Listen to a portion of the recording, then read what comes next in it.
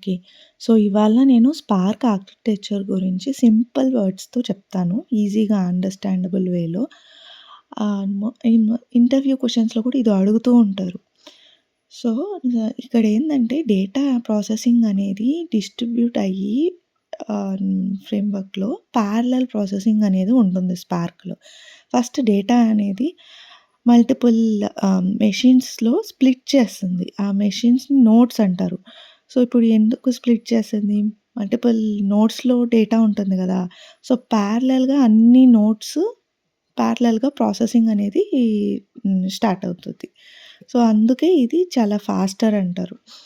ఇక్కడ మెయిన్ ఏందంటే team leader లాగా డ్రైవర్ ప్రోగ్రామ్ ఉంటుంది. ఆ డ్రైవర్ ప్రోగ్రామ్ వన్స్ స్టార్ట్ చేసినాక జాబ్‌ని అది ఏం చేస్తుందంటే ఆహ్, హ్మ్. క్లస్టర్ మేనేజర్ దగ్గరికెళ్ళి అడుగుద్ది. ఇన్ని రిసోర్సెస్ కావాలి, నాకు రిసోర్స్ కావాలి అనని. క్లస్టర్ మేనేజర్ అనేది టాస్క్ ట్రాకర్ లాగా. అది ఆ టాస్క్ ట్రాకర్ క్రియేట్ చేసి ఎన్ని రిసోర్సెస్ కావాలి అని డిసైడ్ చేస్తది. డిసైడ్ చేసి అది ఇస్తది. అది ఇచ్చినాక వర్కర్ నోట్స్ అనేవి వర్కర్ నోట్స్ లోపల ఎగ్జిక్యూటివ్స్ ఉంటారు కదా! అవి టీమ్ మెంబర్స్ లాగా. అవేం చేస్తది డేటా అంతా స్టోర్ అయ్యేది వర్కర్ నోట్స్‌లో. ఆ వర్కర్ నోట్స్‌లో ఆ ఎగ్జిక్యూటివ్స్ అనేది ఏమేం టాస్క్‌లో డేటా అనేది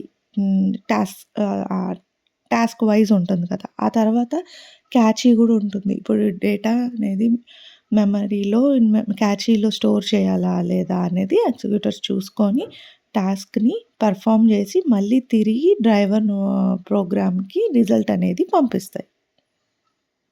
సో, ఇది ప్రాసెస్. ఈ థ్యాంక్ యూ.